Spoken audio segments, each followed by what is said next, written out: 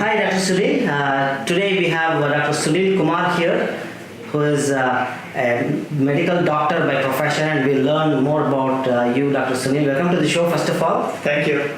Dr. Sunil, tell us, how did you arrive at this place, like arrive at running this business in the first place, and what path brought you here? And then we'll go back to your story.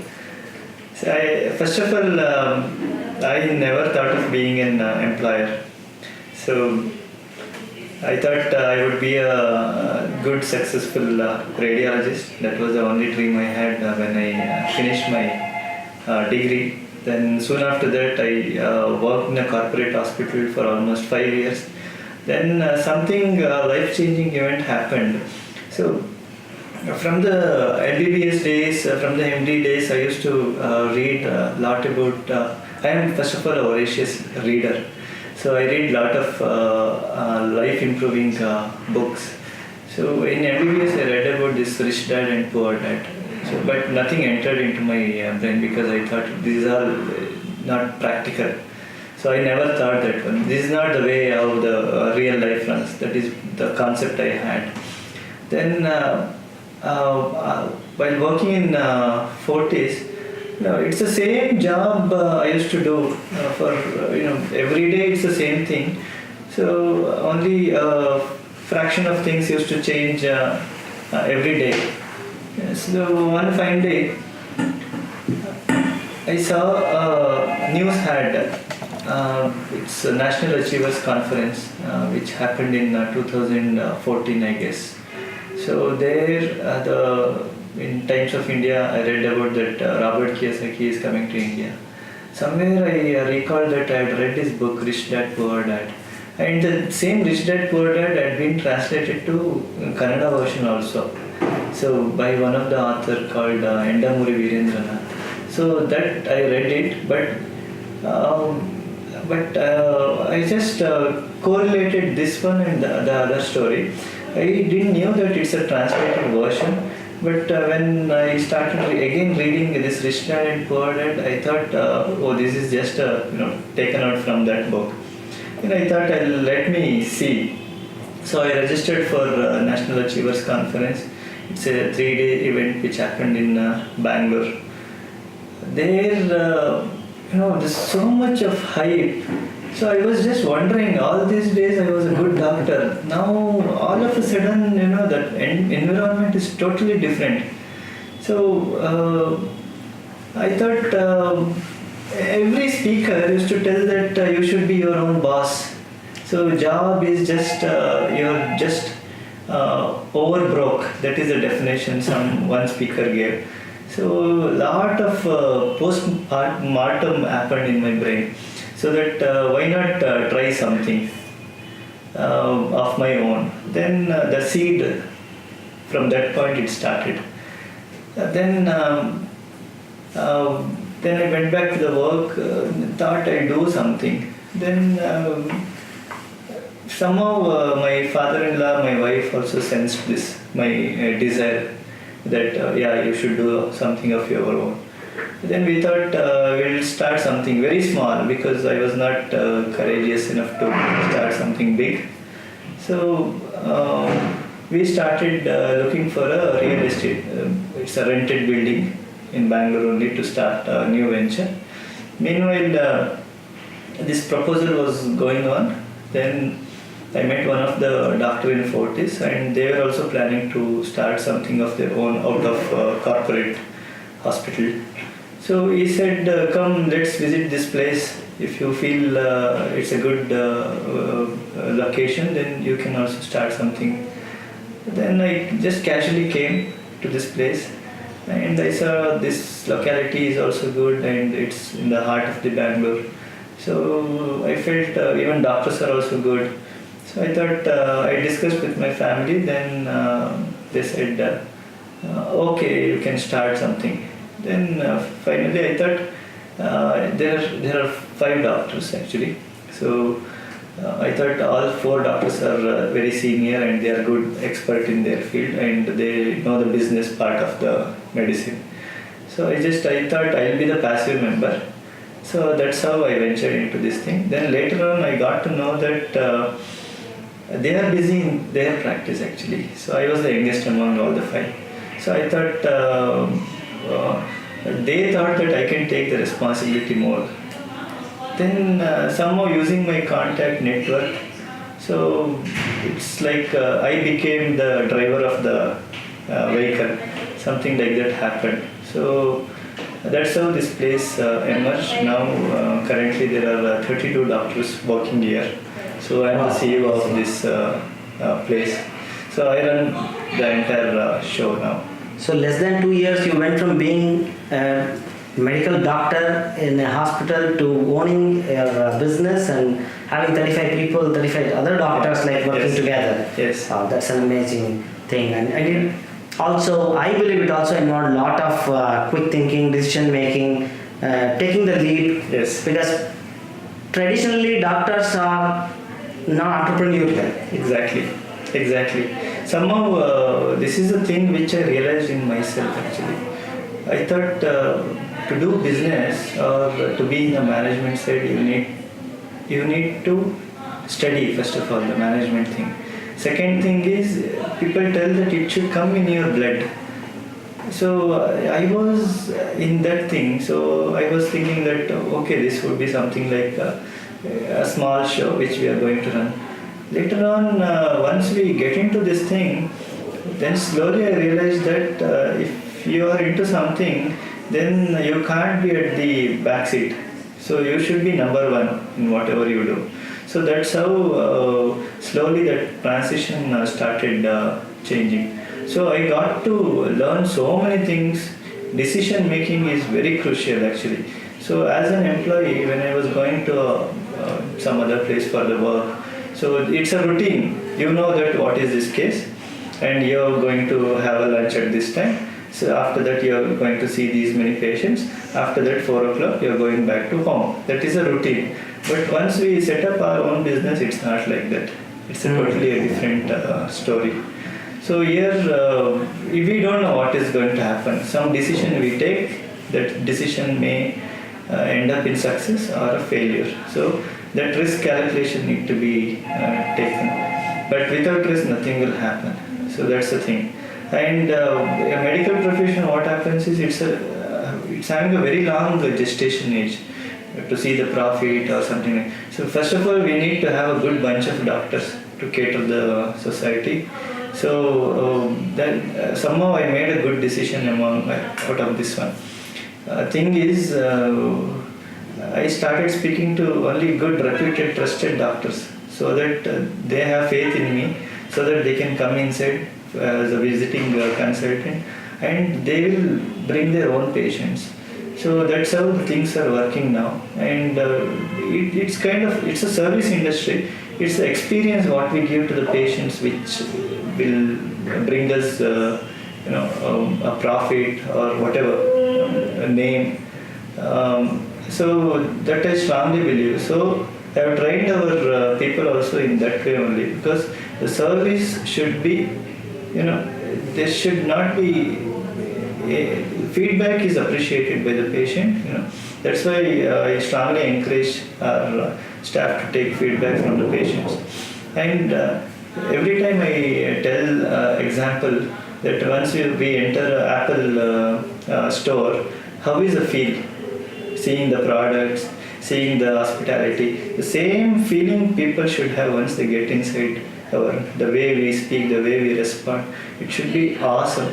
That is what I tell every time. So every day I do induction classes, every day feedback meeting will be there with the staff. So that's how it is working out. Wonderful.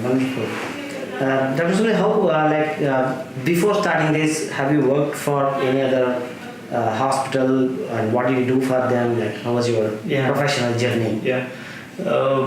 Since my specialty is radiology, it's radio diagnosis and imaging. So as of now, there is a lot of scope. So I didn't find any difficulty in getting job. A lot of hospitals were behind me. So I joined one of the reputed hospitals in Bangalore. So I got to learn so many things. Apart from subject, the patient interaction. So how we should deal with the people. So there's the sympathy aspect, and how to approach a patient. And I learned a lot from seniors also because they were always guiding with me. So almost 5 years I worked in a corporate setup. Then in one place, in two places in fact.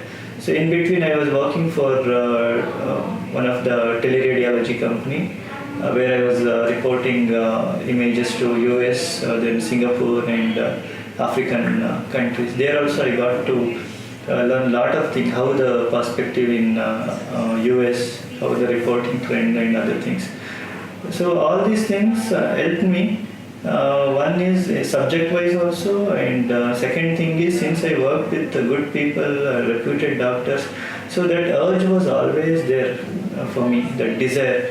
Yes, even I should be like them. So that's how it all started. And when we were discussing earlier, I can understand that we would have easily lost a good radiologist like you to the UK.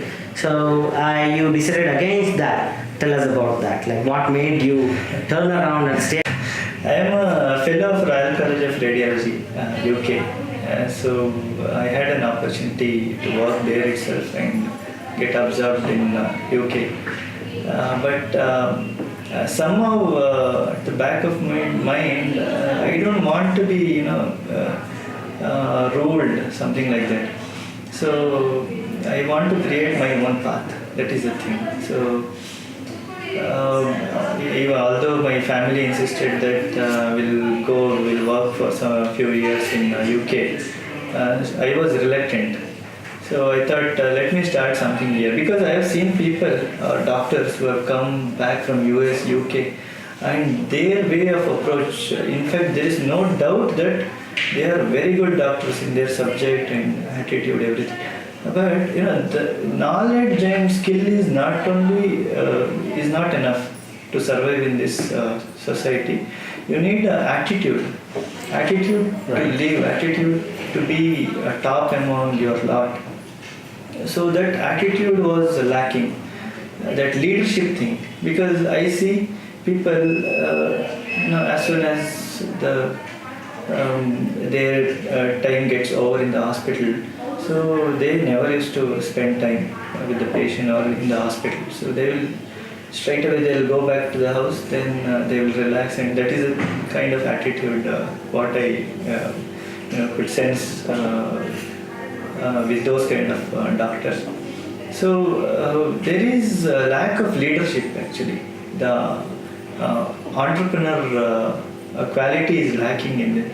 So they just want to work for somebody who is less educated, less formally educated, I can say, than them. And every time these people used to crib about their increment and other things. So why that should, even once I come back from UK, that should not happen to me. I thought, let me start something because some or the other day it has to start. And one fine day I strongly believe that I have capacity to give job to people who come from US or UK. So I still believe I can do that. Totally possible. That's all. What are you passionate about personally? Like what do you really enjoy doing? I am very much passionate about medicine. The science of medicine, it's kind of both, it has got art and science. Medicine is such a lovely subject. And I feel that people or patients should be should be given utmost care. And that is possible. Even in India it is possible. I'm not telling that. Because some section of the society is totally deprived and the other part, there is big disparity between the treatment what we give in government hospitals or in the private sector. So I am passionate about setting up largest healthcare in India. So already we have examples in front of us. So we will also achieve on par with them. So that is the thing I have. I'm very much passionate about setting up a largest healthcare. And I also learned that you are an avid reader, you just told. Yes. So that's another way or... Yeah, I am a voracious reader actually. So I read lot of books, self-help books I read, and non-fiction I read, and every month I get 4 books actually. I make it sure that I get 4 books. Either I go to bookstore or I'll order from online. So I'll make sure that those 4 books are finished in that month, particular month. So I share whatever my reading with my family or with my friends. So in that way it widens our perspective how we see life. So a lot of inputs will be there. It's like becoming a wise doctor from a good doctor, because we'll get to know what exactly their perspective. So every time we think about our perspective and others' perspective also, we should think. That is the thing. And apart from this reading, I have a passion about marathon. I am a marathon runner. Ah. So I've run half marathon, and regularly 10Ks I run. Once in a month I run. So as of now, I started 1 year back. So it's almost 12 marathons I have participated. Amazing. Yeah. So I'm fitness freak also. And one thing about you is you said you are a voracious reader and you buy 4 books, and being a publisher, it makes like you my next very best friend. Yeah, I agree. Alright. So where did you grow up, Dr. Sunil, and are you in the same place where you grew up or in a different place? Not exactly. I'm from a small place actually. It's a village in Chikmagalur district. It's almost 4 hours journey from Bangalore. So it's a small village, 100 houses. So I'm the first doctor till now. Oh wow. And highly educated. My parents still live there only. So basically agriculture background. So in my family I'm the first doctor, I guess. So being a doctor is not your family profession? No, it's not at all. But how I decided to become a doctor there is a story behind that.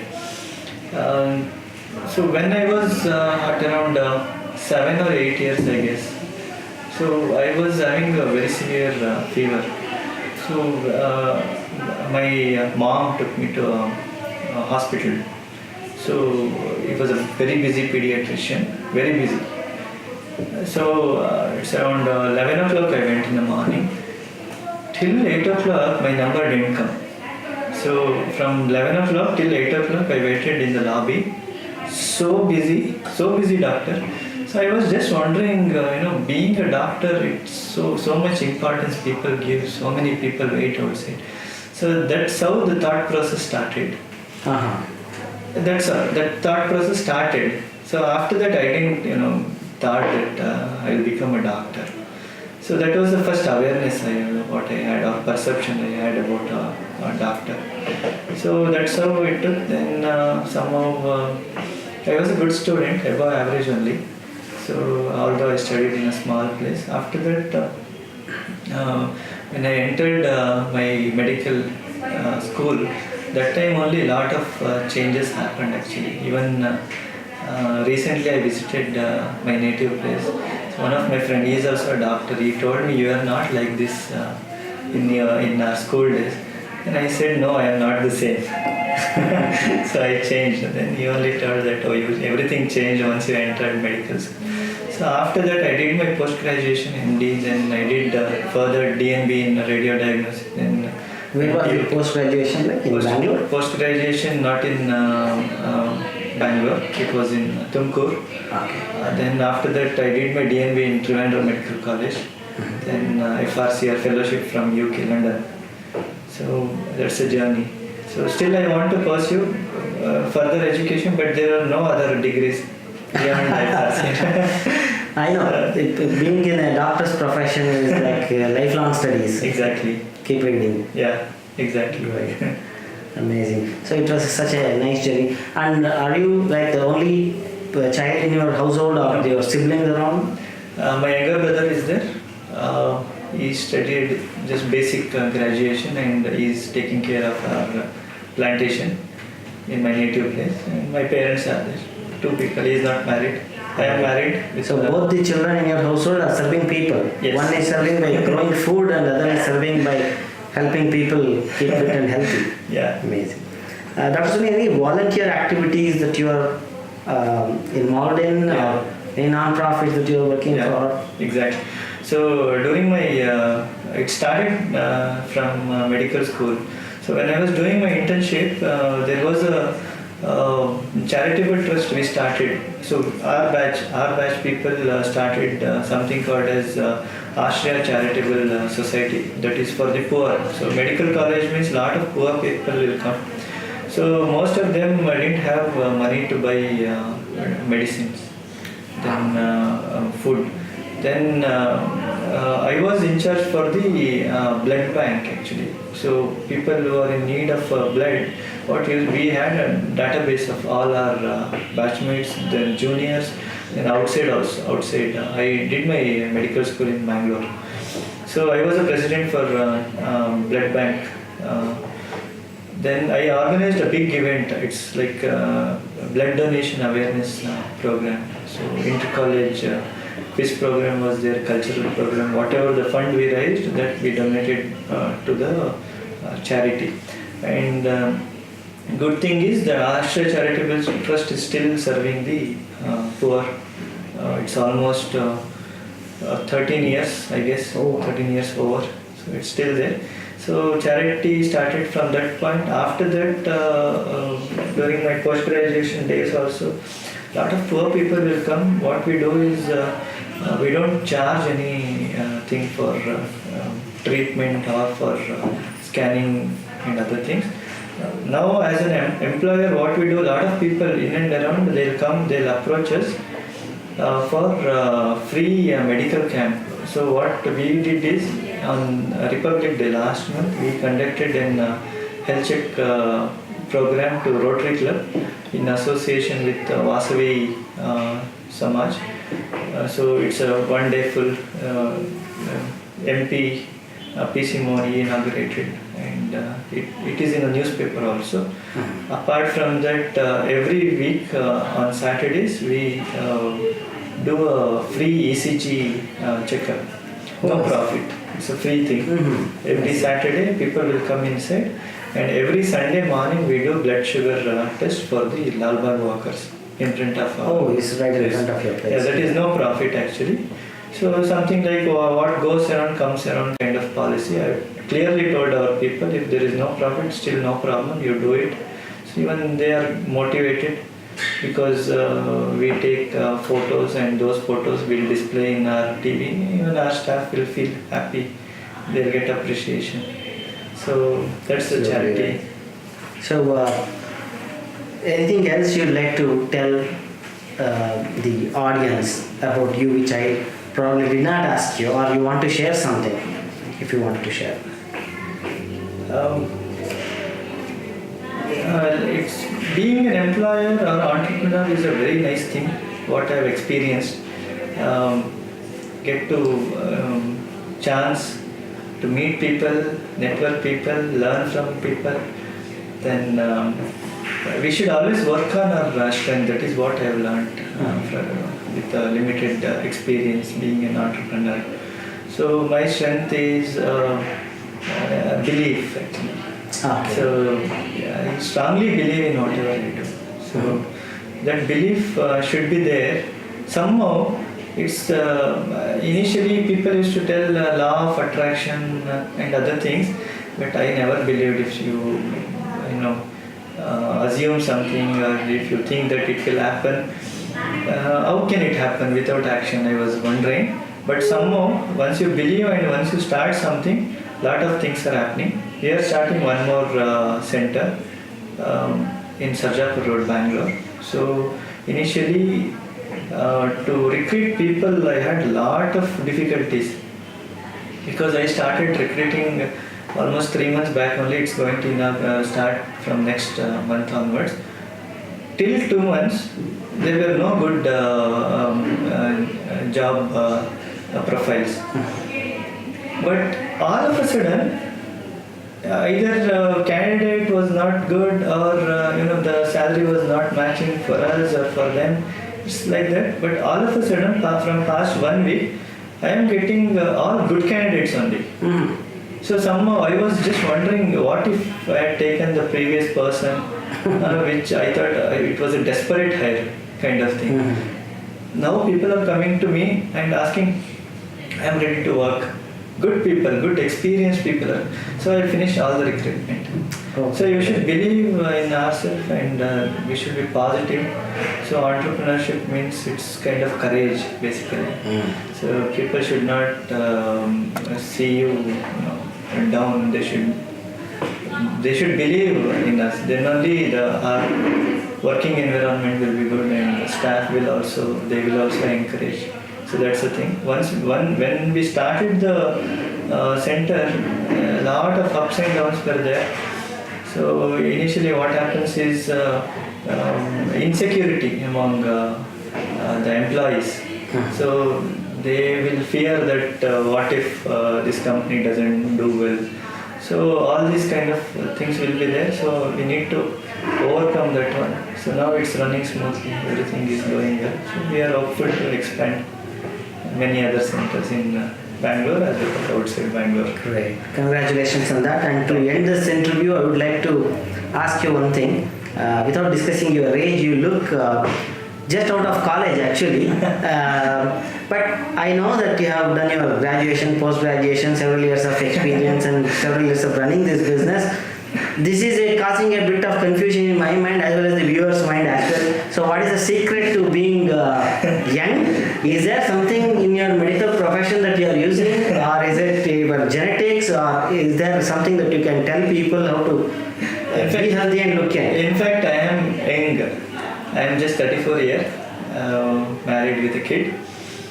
Thing is, when I was doing my education, I was very young. So that time, so now it's like, That means you age slowly. Is that what you are saying? Anyway, it's a God's gift. I can say that one. Second thing is, I am very positive in life actually. So there is no depression. So I get good sleep soon after going into bed. No worries for me. Third thing is, I do exercise actually. You and also do marathons. I am a marathon runner. So that's the secret basically. If you take more attention, then the age also catches up. Sooner, right? Yeah. Okay, great. So it was so nice, Dr. Sunil, talking to you and learning about your journey and your accomplishments. And we all wish you all the best. And I'm sure your story has inspired a lot of viewers today around the world as well. Thank you so much. I for hope the so. show. Yeah, I cherish this moment. Thanks a lot. Bye-bye.